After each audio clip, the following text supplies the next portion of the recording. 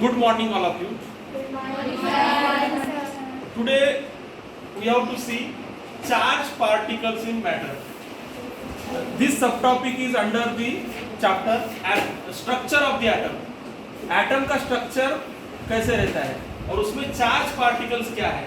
This is the subtopic we have to see today. First question regarding this: which are the fundamental building blocks of matter? Atoms, molecules जो है ये fundamental building blocks of matter. This we have seen in the last chapter. Atoms और molecules से ही सब matters बनते हैं.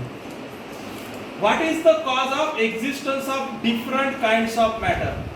Different kinds of matter, different matter जैसे chair है, चॉक है, पेन है, अलग अलग फैन है, अलग अलग जो मैटर है वो अलग अलग क्यों है?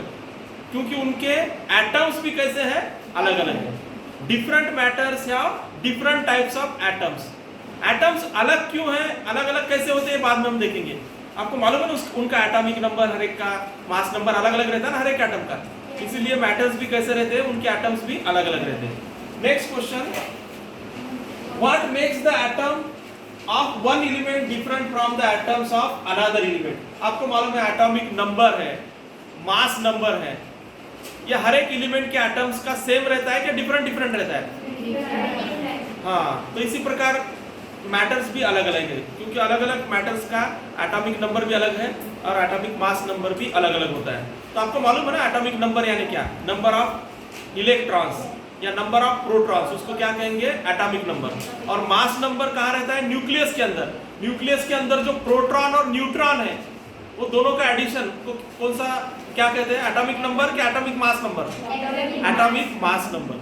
Next question: which was the major challenge before the scientists at the end of the 19th century? At the end of the 19th century scientist के सामने कौन सा मेजर चैलेंज था? साइंटिस्ट को सिंपली मालूम नहीं था उस वक्त की स्ट्रक्चर ऑफ एटम कैसा है, एटम का स्ट्रक्चर कैसा है और एटम के सब एटॉमिक पार्टिकल्स कौन से रहते हैं, इलेक्ट्रॉन, प्रोटॉन, न्यूट्रॉन. उस वक्त साइंटिस्ट को मालूम था क्या? नहीं. अभी तो 9th क्लास का स्टूडेंट भी बता देगा कि एटम्स क्या है, उसका स्ट्रक्चर क्या है, एटम्स के अंदर कौन से सब एटॉमिक पार्टिकल्स रहते हैं. लेकिन उस वक्त साइंटिस्ट को भी ये मालूम था क्या? This was the major challenge in front of the scientist that time, क्योंकि ये डिस्कवर नहीं हुआ था. करेक्ट. अभी next: what the cause of rubbing two objects together they become electrically charged? If two objects get rubbed they get charged. So what the answer of this? Definitely they are the charged particles. उनमें charged particles है, इसलिए क्या होता है? When we rub the two objects together they become electrically charged. charged particle है तो electrical charge हो गया. अगर charged particle ही नहीं they will not be electrically charged. Next: who discovered electron in atom? आपको मालूम है प्रोटॉन, इलेक्ट्रॉन, न्यूट्रॉन, अलग अलग सब एटॉमिक पार्टिकल्स. तो इलेक्ट्रॉन किसने डिस्कवर किया है? J Thomson. Correct answer. Electron discover किया है जे थॉमसन ने. After that what are canal rays? Actually canal rays जो है ना वो बाद में डिस्कवर हुए, वो प्रोटॉन डिस्कवर हुए. लेकिन उस वक्त जब कैनल रेज जब डिस्कवर हुए तो कैसे डिस्कवर हुए? तो कैनल रेज यानी ये पॉजिटिवली चार्ज रेज रहते हैं गैस डिस्चार्ज में. कैनल रेज कैसे पाए गए हैं?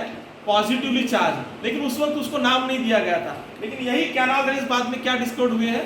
प्रोटॉन. प्रोटॉन पॉजिटिवली चार्ज रहते हैं, आपको मालूम है. कैनल रेज का डेफिनेशन पूछ सकते हैं. What are canal rays? Positively charge radiation in gas discharge. Gas discharge में जो पॉजिटिवली चार्ज रेडिएशन मिलता है उनको क्या कहते हैं? Canal rays. और ये कैनल रेज भी जो साइंटिस्ट ने फर्स्टली डिस्कवर किए, what the name of the scientist who discovered the canal rays? E Goldstein. Correct. This is the scientist who discovered the canal rays. अभी लास्ट क्वेश्चन है: what is the charge difference and mass difference between proton and electron? All of you know in the atom proton and electron. Simply we can से in the interior of the atom which present proton. Correct. Nucleus के अंदर proton रहता है, तो exterior में क्या रहता है? इलेक्ट्रॉन. और चार्ज के बारे में हम देखेंगे तो प्रोटॉन का चार्ज कैसे रहता है?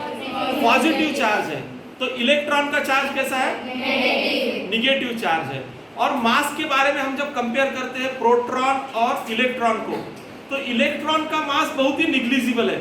इलेक्ट्रॉन के मास से प्रोटॉन का मास कितने गुना ज्यादा रहता है? 2000 टाइम्स मोर। इलेक्ट्रॉन के मास से प्रोटॉन का मास कितना ज्यादा रहता है? 2000 टाइम्स मोर।